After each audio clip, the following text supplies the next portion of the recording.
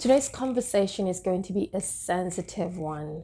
So please put on your hat of open-mindedness and bracelet of accommodation.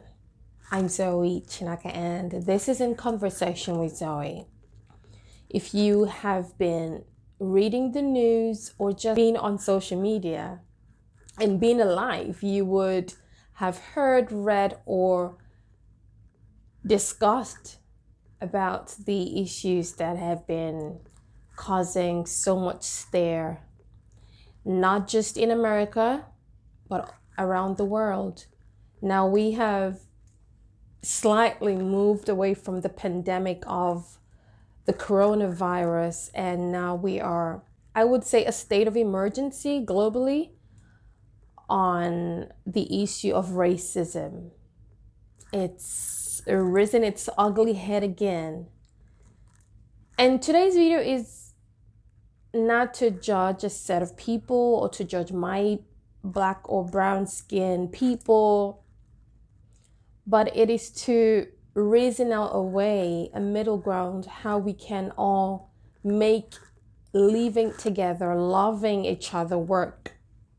But first, we have to look at some of the things that cause reactions like this is based on pent up anger and unresolved issues way before Martin Luther King, through the times of slavery, and some people do not just want to let go of the notion that they are supreme, more supreme than others. Now, I'm going to be talking on racism as my biggest touch point, but it bears branches in tribalism, it bears branches in sexism. Let me define racism from the Zoe dictionary. So racism is a perception, treatment of reservation accorded to a certain type of people of color.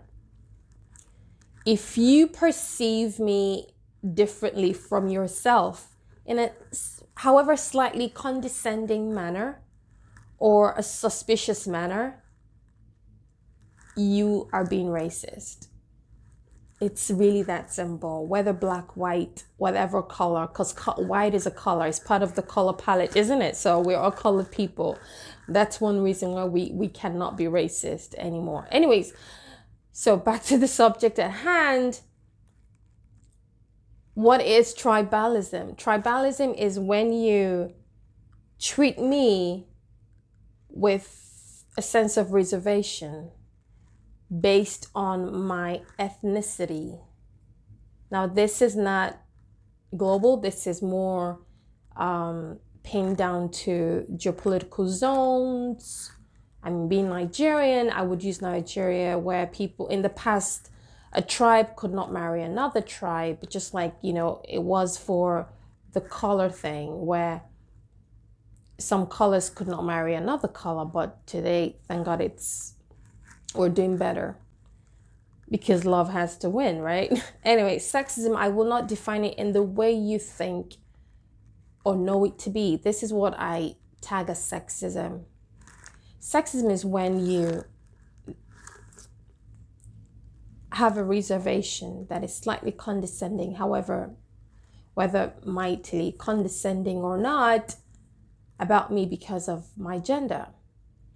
So because I'm female, you perceive me in a light that is unequal to your stance or your level or your standard or your class. Those are the three isms. Those are my touch points for this conversation. You cannot judge me not just because of the color of my skin, but also my tribe. I think that's insane in 2020. There are bigger fishes to fry. There is a pandemic to beat, and here we are still having conversations about rape culture, which is an offshoot of sexism.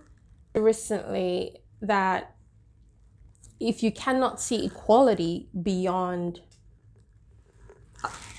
it being a right, a civil right, then see equality as the right thing. I think that's the most you can do. Can I give you this context? It might be shocking, might be, comme c'est comme ça. You might not agree with it. But did you know that the reason why Africans or, people all around the world took up English names? This was told to me by some of my ancestors. I just read a book on it. Why we took up some English names is because of the pressure of racism and acceptance. Yes, it is because of that. So when our CVs are sent to you, because you are the ones with the white collar companies to approve and not to approve, you would see a John Baptiste and you would invite him for the interview. You would give him the job because you would not be able to tell that he is African or he's Asian or he's from this part of the world. That's one of the reasons why some parts of the world started adopting English names. It's beyond Christianity now. It's beyond the colonialism era. Well, it's related to the colonialism era. Another one is this is more pop culture, and today we had to start toning our skin. I mean, not everyone did that, but it's prevalent with some parts of Asia and Africa where the females had to tone their skin because the white males who loved them felt their families would not accept them if they did not look a little, shade like them. So they do not judge them on sight for the color of their skin. Now, let me move on from that and get to the meat of my conversation today. How can you and I help combat racism? How can we strategically leave racism free, leave tribalism free or sexism free? Look at your leadership, right? Whether it's a church, whether it's a company, whether it's a board of directors. Let me, put this in context. I am consulting for a company, a startup brand, and I worked on a campaign with them, but then the remote living just changed a lot of things. I had to drop some responsibilities and take up others because I wasn't physically present. And when the campaign was sent to me to, advise on, I saw the lack of diversity. I was so put off. I was like, are you serious? I mean, are you living in this world? Are you under a cave? I didn't say those words, but hey, those are my thoughts. How can all the campaign models and all of that be of a certain race? And you want people to embrace your brand? Well, that's a tip for branding that I will give later on how to make your brand more appealing. Here's how we perceive you being racist or tribalist or sexist towards us.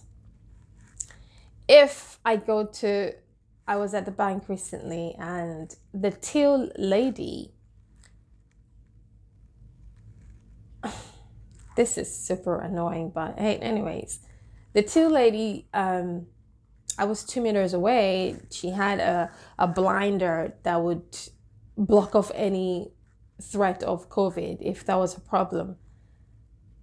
She asked me to go further away from her, like I was going to infect her with some of my color or something.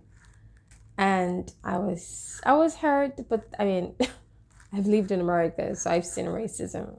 After I was done with her, I purposely stayed back to see the white male after me, how she was going to attend to him.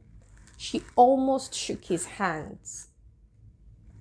That is racism. So if you cannot maintain the same energy and friendliness that you accord to the same person or a member of your race, your color, someone that looks a skin tone as you are, has the same shade as you do have on your skin, or has the same ethnic background as you do have, then you're being tribalist, sexist, or racist. Number two, if you know what, the pandemic and social distancing has really dusted up some rage and some bad racist actions and behaviors from a lot of us. Why is it that when we are walking on the road, maybe going jogging or something, and you see a person of color coming, you jump to the other side like, oh my God, COVID is coming, I need to run. But then when you see someone of your color coming, you just move a little bit and jog, like nothing is gonna catch you. You know, that COVID is not coming anymore. That's a racist. When your circle of friends does not have variety, it does not reflect diversity in it. If I cannot go to your page and see you celebrate the Black stars as much as you cheerlead for the white stars, then there is division in your heart. There is discrimination in your head, and you have been racist, tribalist, or sexist.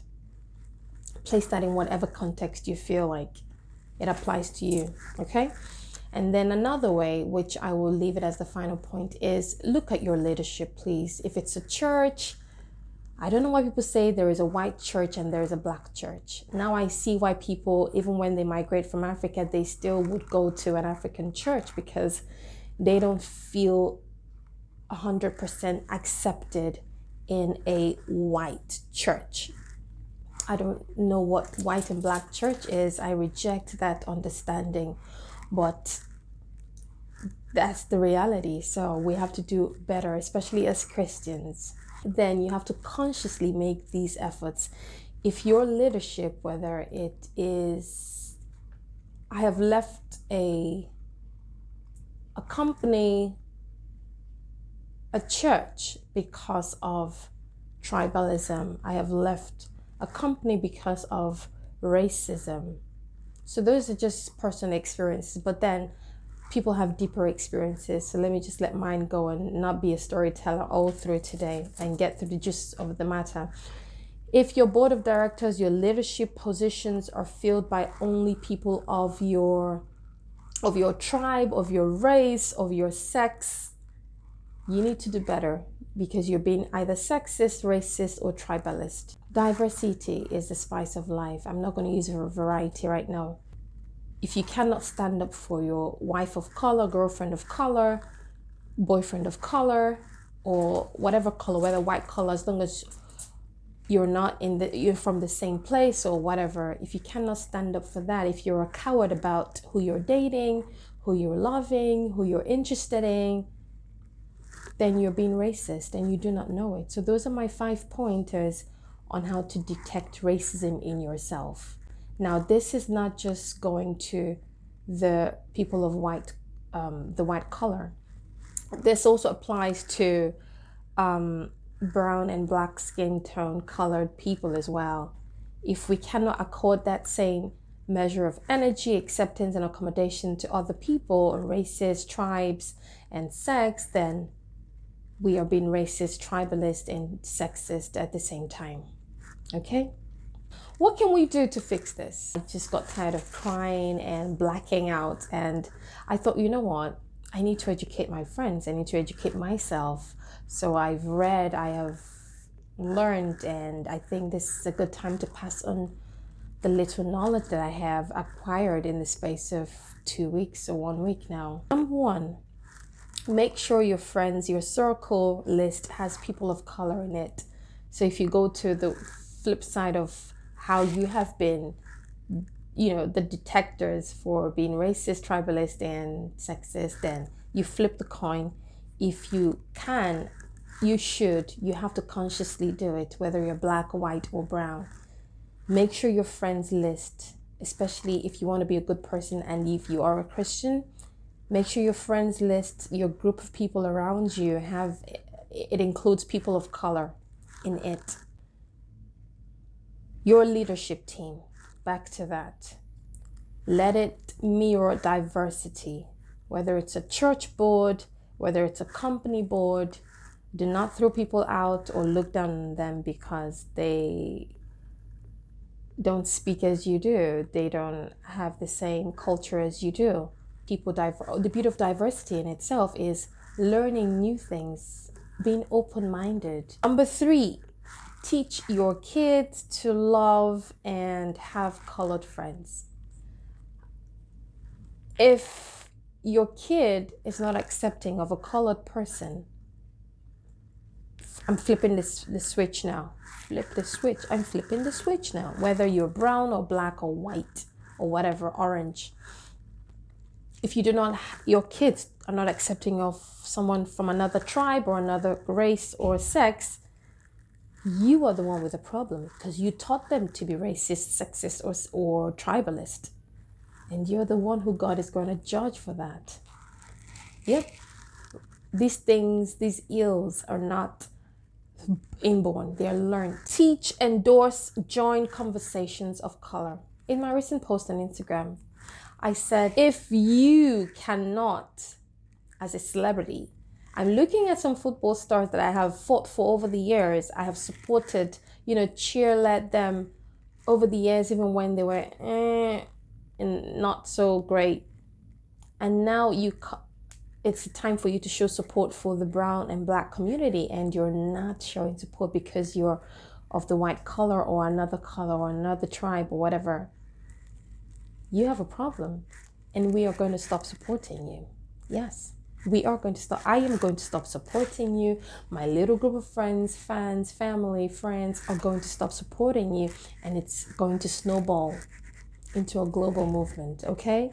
So if you have your thinking cap on and your sense button working right, then you need to show some support for this movement of Black Lives Matter, of women, girls not being raped, of sex being respected, okay? Defend any color you see being molested, or you see a tricky moment. I went for an interview last year. Yes, this was a big issue. And it was an agency. And on reaching, you will not believe it, this girl, the trainer, the facilitator, asked the people of color to sit in a place, and she asked the people of her race to sit in a place. Thinking about it, I just have ghost pimples. It was so sad. It was so annoying. I don't think I've been that angry in a while. I walked up and I went straight. I was like a mad woman that day. And I went to report her. And nothing was done, of course, but at least I stood up I didn't even need to sit down. I just asked a simple question: why are we seated here? And why are, these people seated here? And she rolled her eyes at me. That was when I knew that, oh, okay, discrimination alert. And I went to report. But that aside, if you cannot defend your people or other people, just as a good person, it's a humane thing to do. Denzel Washington recently defended and saved a black beggar, yes, whether he was on drugs or not, from being molested by the police. If you cannot use your positions, your platforms to defend people from injustice, whether it is the injustice of being sexualized and raped, whether it's the injustice of being discriminated for tribe or the injustice of race, you need help yourself. You're a coward. And cowards cannot get anything from God. God does not like cowards. No. Use your stage, your platform, your content to propagate a gospel. So I recently spoke to a church member, and she said the sermon for this Sunday was going to be changed in honor of the movement, of Black Lives Matter that's been going on. I was so proud to hear that.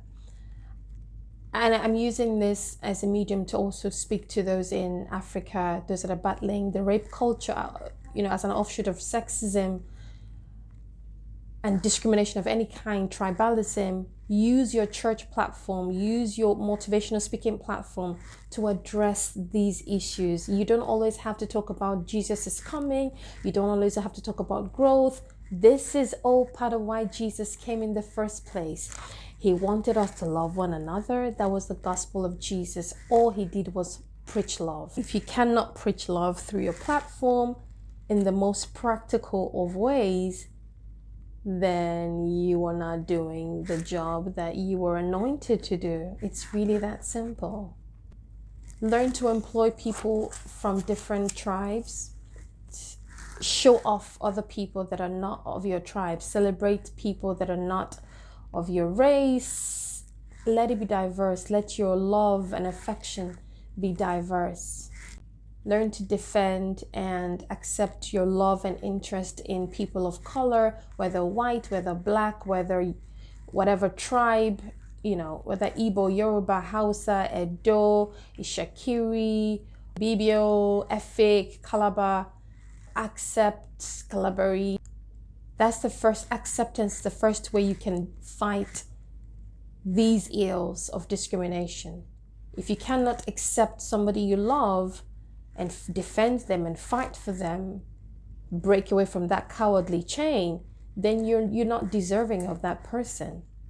So just like Prince Harry and so many others have gone before you, accept your interest. There's nothing wrong with loving and being with other people of color, even when people of your race do not entirely, admire that. Be woman enough to accept that you are interested in someone else that is not your tribe, your race. That's the first point of activism and support. Like I said, activism in broken term means support.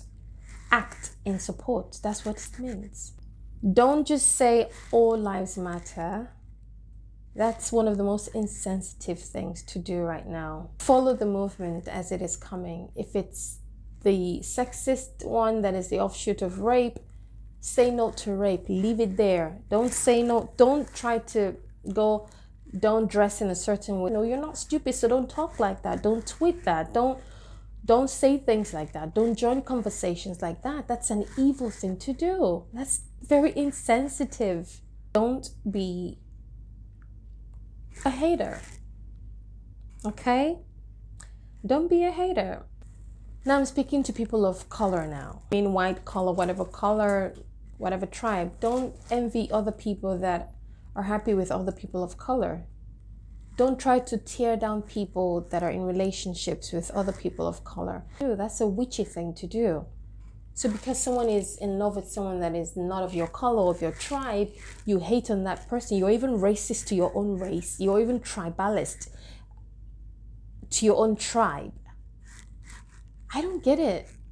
You love who you love. You like who you like. And my final point, this is an extra, which is 11, which sums up everything. Don't sound like you're doing others a favor by joining the movement. After I put that stuff on Instagram yesterday, someone, DM'd me and saying, I have put something in support. Check it out and tell me what you think. No, I shouldn't have to. Yes, I'm encouraging you to, but don't make it look like you're doing me a favor. You're not doing me a favor. You're doing your generation a favor. You're doing my generation a favor. Discrimination against one is discrimination against another. You never know if your third generation will be black. Whether you're white right now, you don't know if your generation would be white. I mean, Meghan Markle's mom is black. Now, Archie is not, he's very, very white. But he's still, mixed. But, the skin tone keeps changing and you never know when it gets to your turn. They say don't throw stones on glass houses, right? Because it might just drop on your house. Thank you for listening. Thank you for joining me today. And I look forward to a world where we do not judge people based on their skin color. We do not pressure people to have to bleach. We do not pressure people to have to hide their relationships. We do not pressure people to have to change their names or their sex because they want to fit in. That is the world that I look forward to. That is the dream that I have for this world. God bless you for listening, and I do hope you take these words and put them into practice, because we can smell racism from miles apart. We can smell tribalism from thousands of miles apart as well. We can smell sexism from a phone call, from a text message. Some of us are very sensitive and we can smell that. Maybe that's why we haven't taken that job. Maybe that's why we haven't said yes to you. You know? Think about that. Let's make this world a better place. Our actions today will be telling on our generations to come. And if we cannot fix it now, what happens tomorrow?